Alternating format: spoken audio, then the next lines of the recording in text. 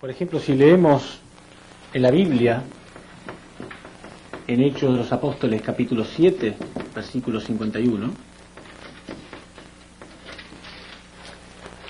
vemos claramente una prueba de que Jesús no vino para morir. Si Él hubiera tenido esta misión, y solamente esta misión, sus mismos apóstoles podrían haber reflejado después de la muerte de Jesús, si bien un poco de tristeza porque su maestro ya no estaba más con ellos, pero por lo menos también alguna alegría de que la voluntad de Dios se había cumplido. Pero sin embargo no hay nada de esto. Si leemos en esta parte de la Biblia vemos claramente que dice, que muestra la indignación de los discípulos de Jesús por lo que acababa de ocurrir. Y no podemos tomar los versículos bíblicos que nos gustan y dejar de lado lo que no nos gustan. Con un solo versículo debería ser suficiente. Sin embargo, hay muchas pruebas en la Biblia de que Jesús no vino a morir. En Hechos, capítulo 7, versículo 51, dice así, mostrando la indignación que ellos tenían, acusando al pueblo de Israel de ser homicidas, asesinos de Cristo. Duro de cerviz, incircuncisos de corazón y de oídos, vosotros siempre resistís al Espíritu Santo. Vosotros sois como vuestros padres. ¿A qué profeta no persiguieron vuestros padres? Ellos mataron a los que anunciaban de antemano la venida del justo, de aquel a quien vosotros ahora habéis traicionado y asesinado. Muy claro, ¿no?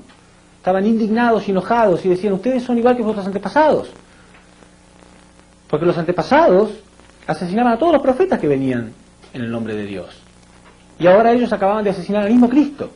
Por eso ellos decían, son igual que vuestros antepasados. Y está diciendo claramente la última parte, ellos mataron a los que anunciaban de antemano la venida del justo, de aquel a quien vosotros ahora habéis traicionado y asesinado. La Biblia está diciendo que la muerte de Jesús fue un asesinato. Un solo versículo debería ser suficiente. No podemos sacar los versículos que no nos gustan. Muchas personas que afirman que Jesús vino para morir simplemente no leen esta parte. Pero hay que leerla porque está ahí presente. Pero hay más pruebas y muy claras. Leamos, por ejemplo, en Juan 8:37, las mismas palabras de Jesús.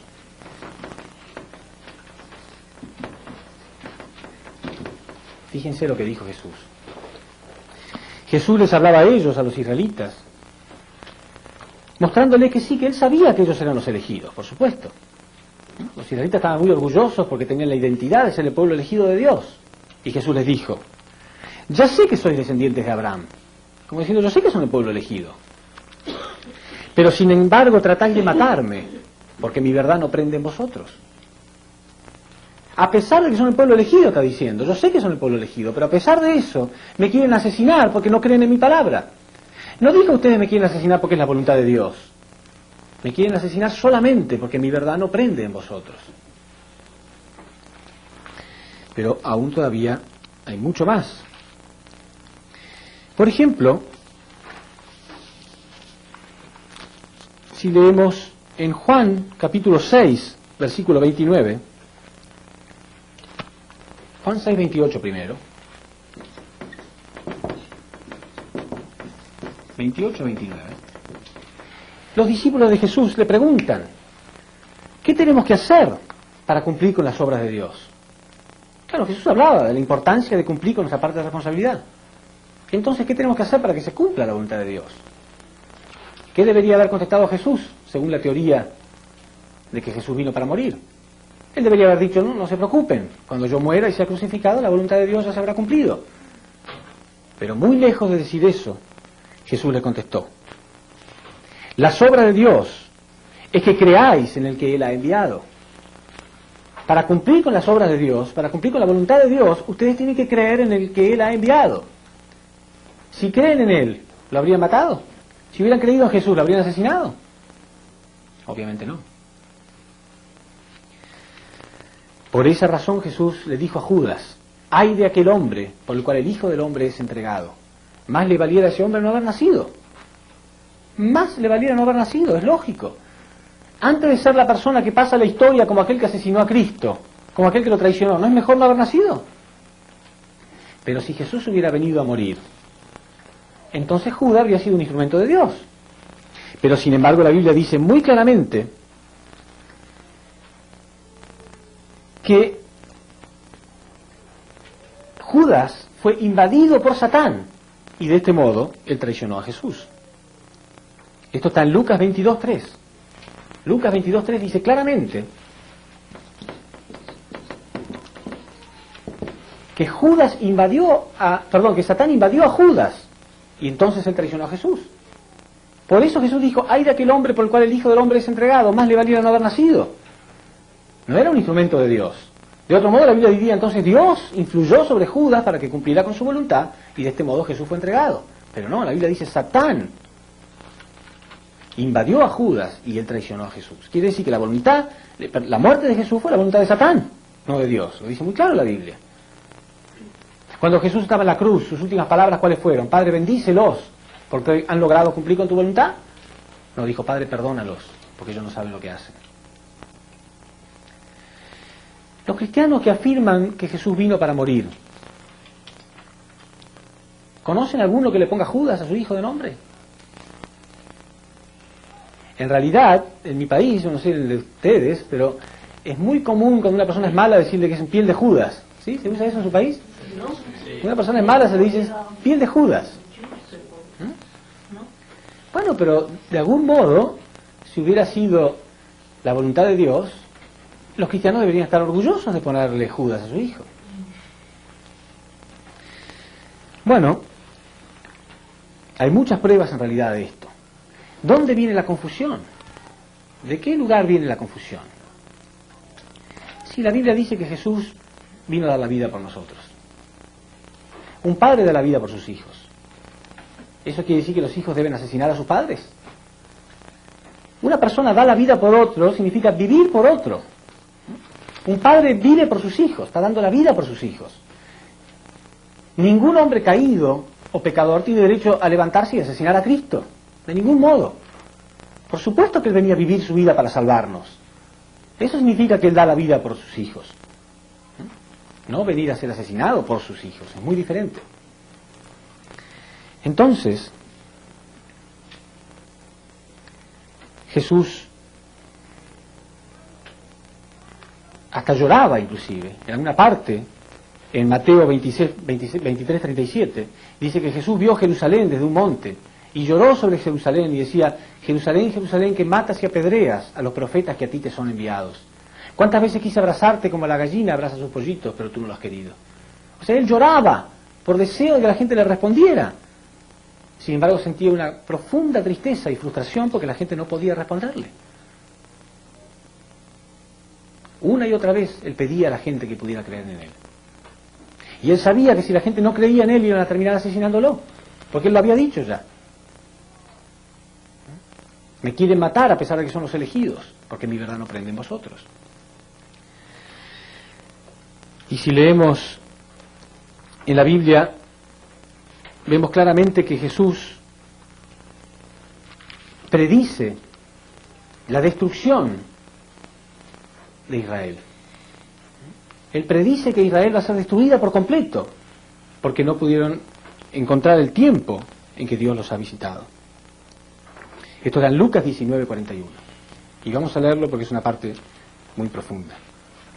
Lucas 19:41.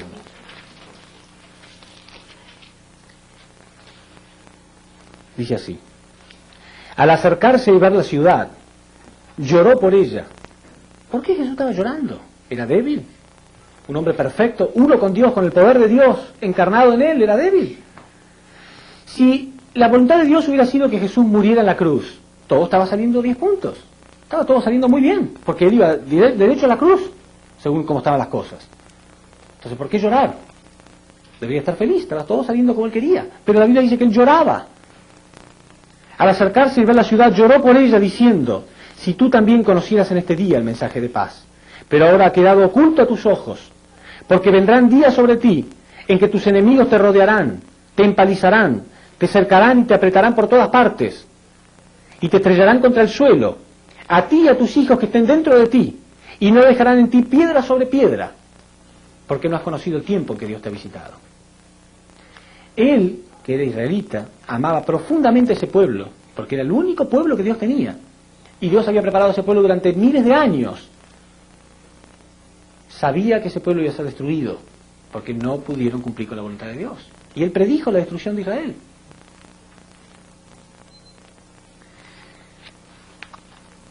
Si nosotros leemos en 1 Corintios 2:8, dice: sabiduría que ninguno de los príncipes de este siglo ha entendido, porque si la hubiera entendido, nunca habrían crucificado al Señor de la gloria.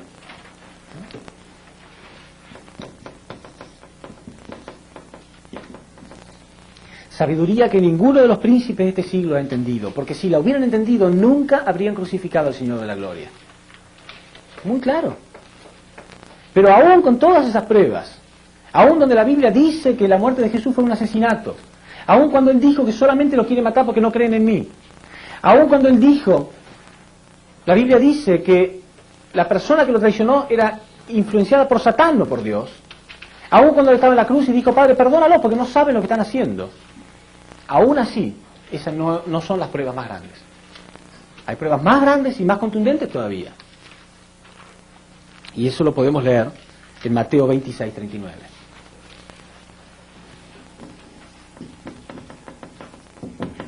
La prueba más grande de todas.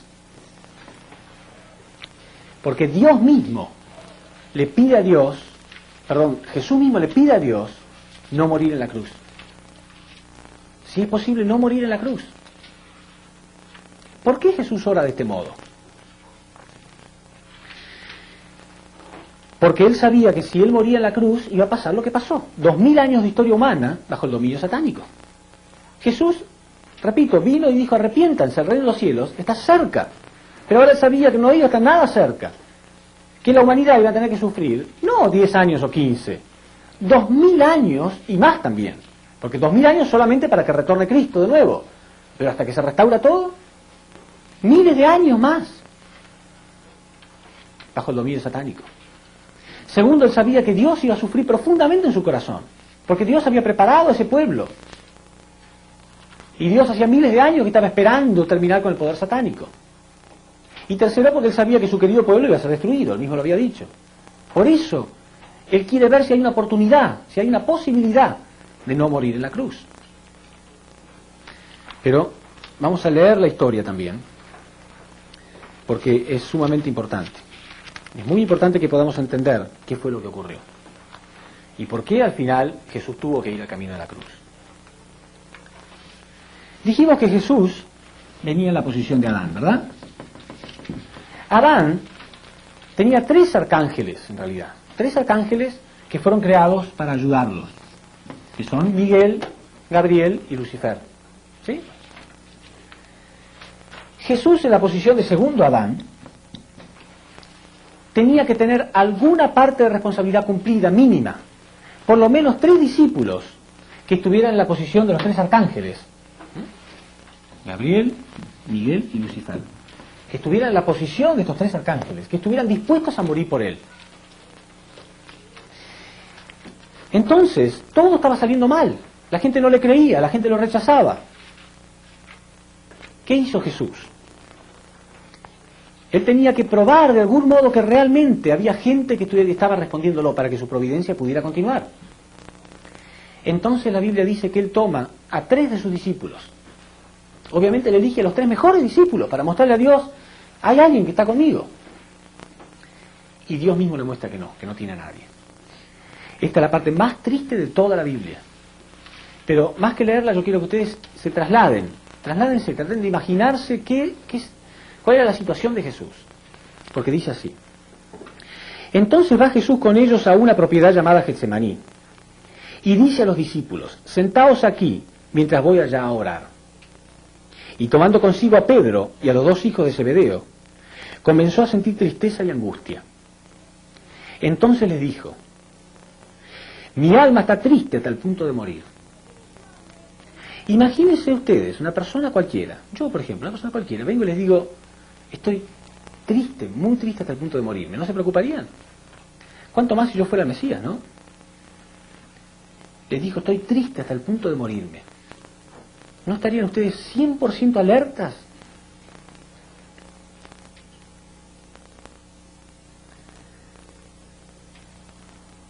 Quedaos aquí y velad conmigo. Es lo único que les pidió. Estoy triste hasta el punto de la muerte.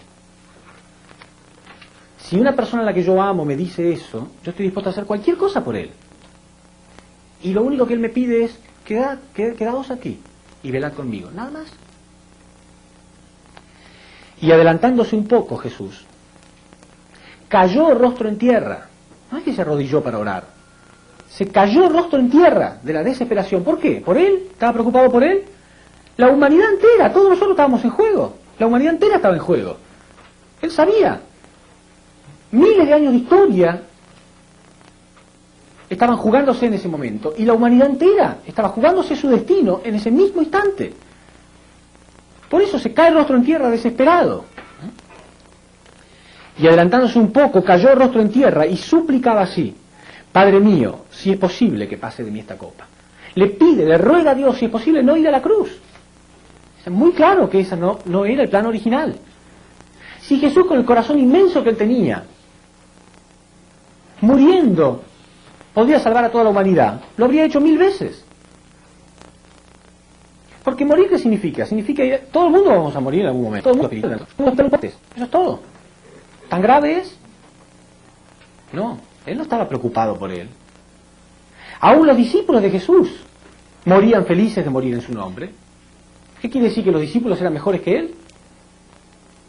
San Esteban, el primer mártir cristiano, murió apedreado. Morir apedreado es una muerte tan dolorosa como la cruz, yo creo. Porque es una muerte lenta. Cada pedrada es una herida, ¿no?, que me acerca un pasito más hacia la muerte. Debe ser muy terrible. Pero él murió agradeciéndole a Dios, no murió rogando, no murió pidiéndole a Dios, por favor, no quiero morir. Murió feliz de morir en el nombre de Cristo. Entonces, ¿cómo puede ser que Jesús pidió de este modo? ¿Los cristianos leen este versículo? ¿Leen esta parte? ¿Qué explicación le damos? ¿Que él sintió miedo? Eso es un insulto.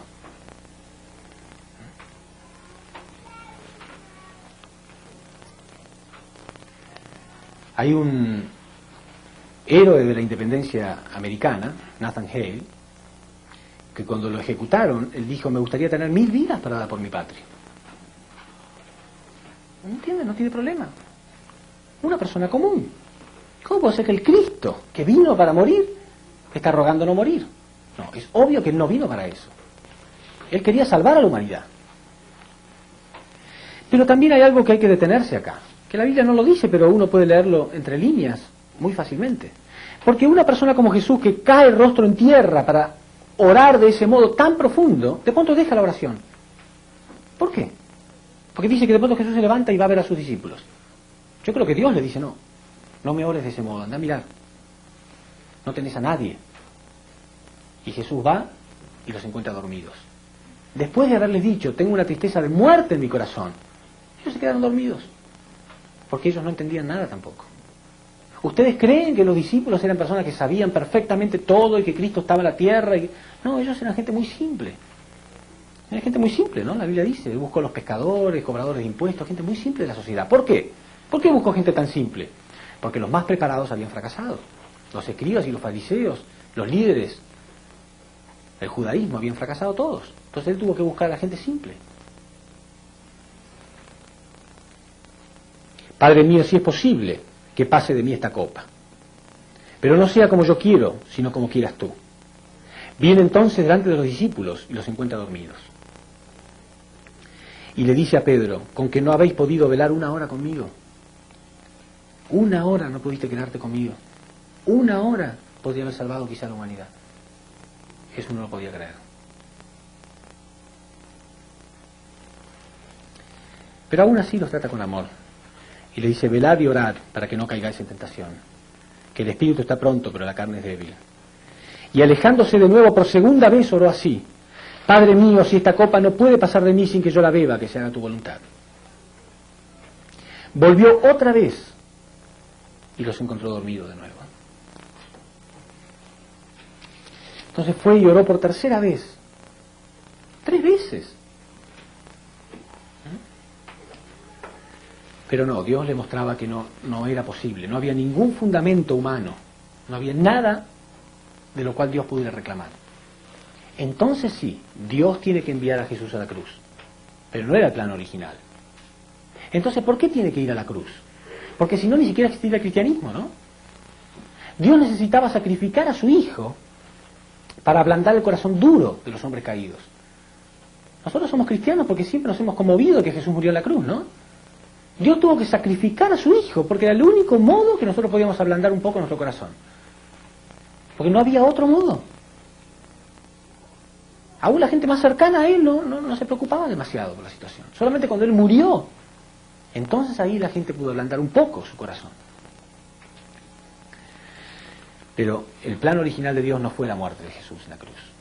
Por eso entonces, en la última parte de su ministerio, ya Jesús no hablaba más, el reino de los cielos está cerca. Solamente hablaba de la segunda llegada de Cristo. Solamente se dedicó a eso, a hablar de la segunda llegada, que Cristo va a volver algún día. Y algún día Él nos hará justicia. Y ya Jesús se preocupaba por la segunda llegada de Cristo. ¿Qué va a ocurrir cuando Él venga? ¿Le va a pasar lo mismo que a mí? En Lucas 18:8, Jesús dijo: en verdad les digo, cuando Él venga les hará justicia. Pero cuando venga el Hijo del Hombre, ¿encontrará fe sobre la tierra? ¿Habrá alguien que le crea o le va a pasar lo mismo que a mí? Qué grave sería, ¿no? Otra vez más, miles de años. Y hoy estamos en esa época. Hoy estamos en esa época.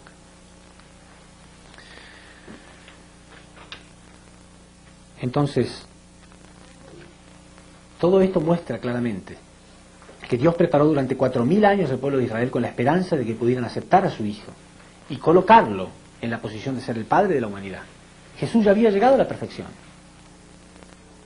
Si los discípulos se hubieran unido y hubieran protegido a Jesús, y la gente de Israel lo hubiera aceptado, Jesús podría haber cumplido inclusive la segunda bendición. Más tarde Él iba a enseñar a sus discípulos, algo que hasta ahora no podía enseñar. No había fundamento para enseñarlo, pero más tarde Él iba a enseñar a sus discípulos que en realidad Él estaba en la posición de Adán y que por lo tanto tenía que haber una persona en la posición de Eva para convertirse en los padres verdaderos de la humanidad, y que esta humanidad iba a dejar de ser huérfana. Pero hoy en día los religiosos piensan que Él vino para morir y que es un pecado pensar que un hombre santo como Jesús pudiera tener una esposa. Pero ¿quién creó la unión entre masculino y femenino? Dios. Dios inventó el amor entre un hombre y una mujer. ¿Pero alguna vez Dios fue testigo de un hombre verdadero y una mujer verdadera unidos? Nunca. Solamente hombres satánicos y mujeres satánicos. Pero Él quería un hombre perfecto, un hombre que tuviera la autoridad de decir: el que me ve a mí ve a Dios. Y una mujer que diga lo mismo. Entonces este hombre ya había llegado, era Jesús. Y se iba a unir a una mujer también perfecta. Pero hoy tenemos el concepto, o algunas personas tienen el concepto, de que un hombre santo no tiene nada que ver con el amor entre un hombre y una mujer. ¿Cómo que no? Es lo más precioso. ¿No creen que Jesús podría haber tenido el deseo también de tener sus propios hijos? Era un hombre. Todo hombre quiere tener sus hijos. No tenía corazón de padre. No quería tener sus propios hijos, su propia esposa. Era un ser humano. Él tenía que hacer el cumplimiento del ideal de Dios, más que nadie. Pero hay mucha confusión. Muchas personas no han entendido esto durante la historia. Y hoy nosotros podemos entenderlo, tenemos que ser valientes y explicarle al mundo esto. Muchas personas tendrán que cambiar su concepto. Algunas personas con humildad lo cambiarán. Otras, con tal de no cambiar, perseguirán. Aunque no sepan por qué, pero persiguen. En vez de inclinarse delante de Dios y preguntarle: ¿es así realmente? Dios le va a responder que sí. Dios va a responder que sí.